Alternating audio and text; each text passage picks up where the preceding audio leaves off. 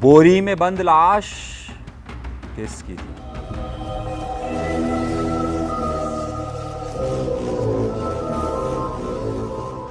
वो अपनी बेटी को आवाज देती है, परी परी परी परी। लेकिन कहीं से जवाब नहीं आता।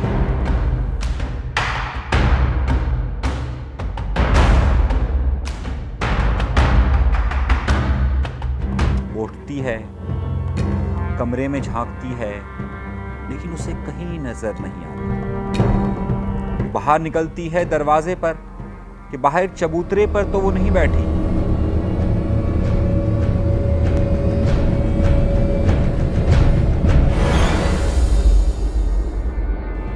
उसे वहां भी नजर नहीं आती। घबराती है, अपना दुपट्टा उठाती है और नंगे पांव पड़ोस में जाकर पूछती है कि क्या उसकी 3 साल की सबसे छोटी बेटी को कहीं देखा है? पड़ोस से जवाब आता है, नहीं। परेशानी का आलम बढ़ता है। इसके बड़े बच्चे मदरसे में पढ़ते हैं। वो फौरन मदरसे भागती है, देखती है कि क्या उसकी बेटी वहां तो नहीं। तो वहां पर मौजूद उसके बाकी बच्चे कहते हैं कि नहीं है। सवाल यह है कि ये 3 साल की परी कहां गई? तलाश एकदम से पूरे मोहल्ले में शुरू होती है। हमारा कैमरा सीधा जाता है कराची के इलाके गुलबर्ग और गुलबर्ग के इलाके कबाइल कॉलोनी में। बच्चे की तलाश जारी होती है। कहीं कोई सुराग नहीं मिल रहा होता। अब बच्चे की मां के साथ उसके बाकी बच्चे भी तलाश शुरू करते हैं। आस पड़ोस के लोग भी फौरन गलियों में जाकर देखना शुरू करते हैं, लेकिन किसी को कुछ नहीं मालूम होता कि कहां है। यकदम एक शोर की आवाज आती है।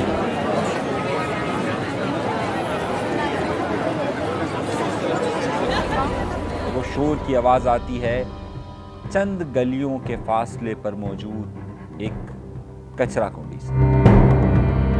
इस कचरा कुंडी में एक बोरी रखी होती है और उस बोरी को जब वहां पर कचरा उठाने वाले उठाने की कोशिश करते हैं वो थोड़ी भारी महसूस होती है।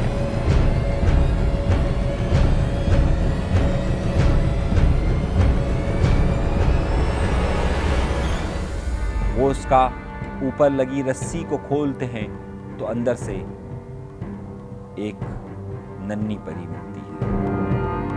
सांसें उसकी बंद हो गई होती है, शोर बरपा होता है और घर वाले जब वहां पहुंचकर देखते हैं तो उस बच्ची की लाश उस थैले के अंदर, उस बोरी के अंदर मौजूद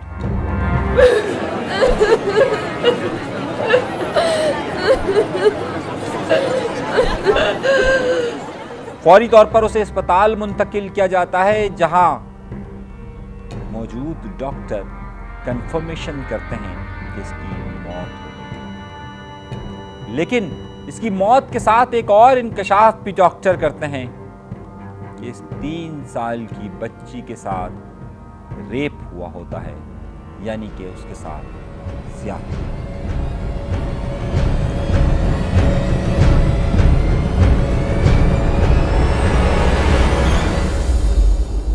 अब पुलिस दौड़ लगाती है, पुलिस पहुंचती है और पुलिस ये देखने की कोशिश करती है कि इस बच्ची के साथ क्या हुआ।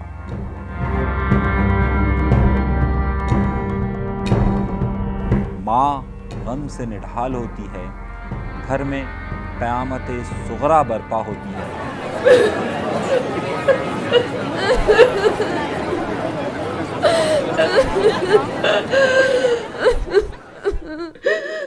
और इस सूरत हाल में ये जानने की कोशिश करते पुलिस आती है कि आखिर ये लड़की गई कहाँ। सबसे पहला सवाल माँ से होता है। माँ रो रही होती है, बिलख रही होती है, आंसुओं से उसका चेहरा नम होता है, और उससे पूछा जाता है कि बच्ची को आखिरी बार कब देखा।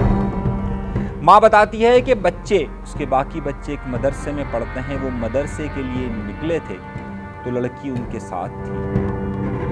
बच्चों से पूछा जाता है कि क्या बच्ची आपके साथ मदरसे आई थी? बच्चे कहते हैं नहीं, वो गली के नुक्कड़ तक आई, उसे कहा गया वापस जाओ और उसे वापस घर के दरवाजे के बाहर देखा था। तो फिर लड़की घर के अंदर गई या नहीं गई? पुलिस दोबारा माँ से राब्ता करती है। माँ कहती है लड़की वापस नहीं आई थी, मैंने फौरन चिल्लाना शुरू किया था, उसे आवाज़ देना शुरू किया, लेकिन लड़की नहीं मिली। तो फिर सवाल ये उठता है कि आखिर लड़की की तलाश शुरू करने और लड़की की लाश मिलने में सिर्फ और सिर्फ पौने घंटे का फ़र्क होता है, यानी कुल वारदात पौने घंटे में हुई। तो आखिर लड़की को किसने मारा और किसने उसके साथ ज़्यादती की?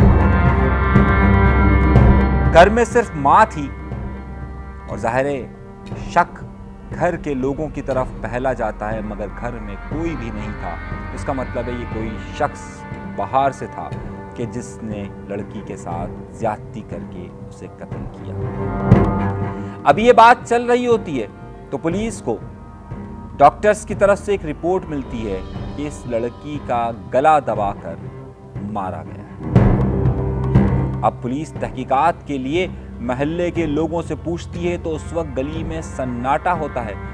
सब ये कहते हैं कि हमें कुछ नहीं मालूम, कुछ भी नहीं मालूम। पुलिस अगला हदफ रखती है कि ये तलाश करने की कोशिश करती है कि सीसीटीवी फुटेजेस कहीं पर लगे हुए हैं। तो वहाँ मालूम होता है कि एक दुकान के बाहर और एक घर के बाहर सीसीटीवी फुटेज मिल सकती है। उन सीसीटीवी फुटेज को पुलिस अगले 12 घंटे के अंदर निकालने में कामयाब हो जाती है। पुलिस को उन सीसीटीवी फुटेजेस से कहीं पर भी ये नहीं मिलता कि लड़की कहाँ गई, क्योंकि लड़की के घर के पास कोई सीसीटीवी फुटेज की सहूलत नहीं होती है। बल्कि पुलिस को ये नज़र आता है कि कचरा कुंडी के पास जो दुकानें मौजूद है वहाँ से सीसीटीवी हासिल की जाए। तो हासिल की जाती है सीसीटीवी फुटेज और उससे मालूम होता है कि एक शख्स एक बोरे को पकड़कर उस कचरा कुंडी में फेंकता है। यानी ये तो मालूम हो गया कि एक शख्स कचरा कुंडी में उस बोरे को फेंकता है जिसके अंदर उस बच्ची की लाश होती है। अब उसकी मदद से कैमरों की मदद ली जाती है और सबसे पहले घर वालों से पूछा जाता है कि क्या वो इस शख्स को जानते हैं। कोई उसको हाँ नहीं कहता। फिर इर्द गिर्द के लोगों से पूछा जाता है तो मालूम होता है कि हाँ इस शख्स को देखा है, लेकिन ये शख्स कौन है। बड़े गौर से मालूम करने पर होता है कि ये शख्स वहाँ पर रिक्शा चलाता है और ये अक्सर रिक्शा लेकर इस गली के कॉर्नर पर खड़ा हुआ होता है। पुलिस मालूम करती है कि इसकी रिहाइश कहाँ है और जब इसकी रिहाइशगाह पर पहुँचती है तो ये वहाँ होता नहीं है। रात गए ये वहाँ आता है तो पुलिस इससे ताक कर बैठी होती है और पुलिस इसे गिरफ्तार कर लेती है। सवाल ये बनता है कि बोरे में रख कर ये जो शख्स वहाँ पर इससे फेंक कर गया है, क्या वही कातिल है या फिर वही ज़्यादती करने वाला है या नहीं है, या फिर उसने सिर्फ बोरा वहाँ पर फेंका है।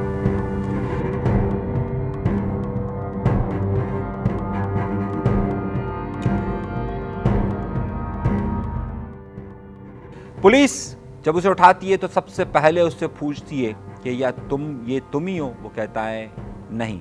बाद में जब पुलिस अपने तरीके से मालूम करती है तो मालूम होता है कि हाँ यही है। अब ये शख्स कौन है?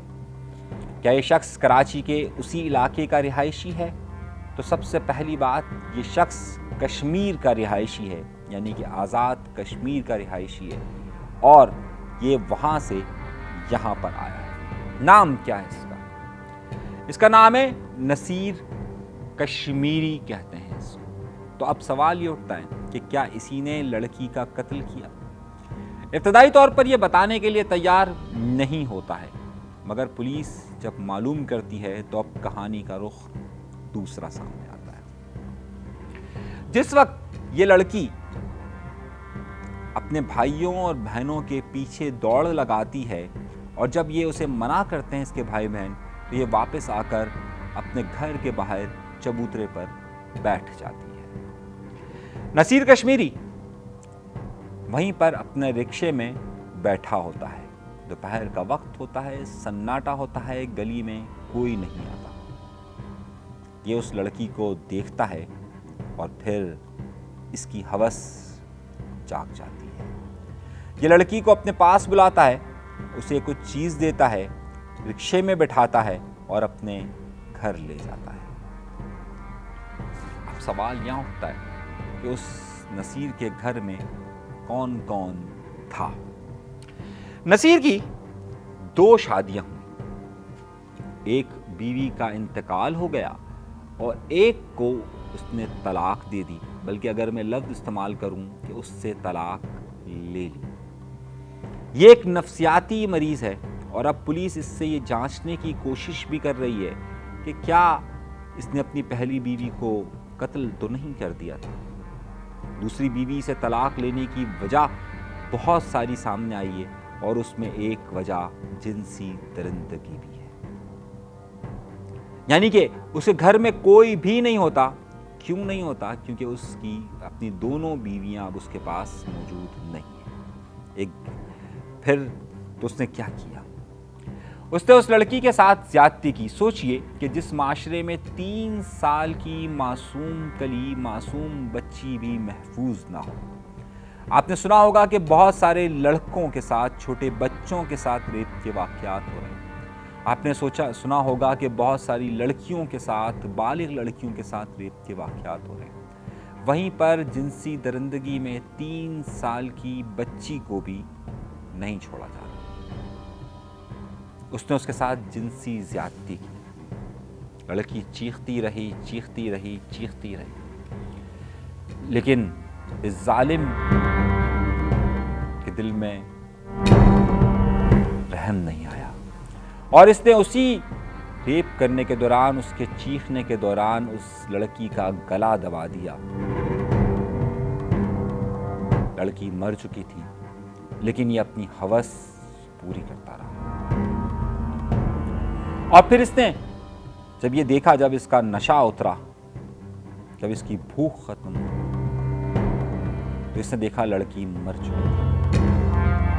اس نے اس معصوم بچی کو ایک بورے میں بند کیا اور بند کر کے اوپر اسے رسی سے بند کیا اور رسی سے بند کر کے اسے کچھ فاصلے پر موجود کچرا کنڈی میں پھینک دیا۔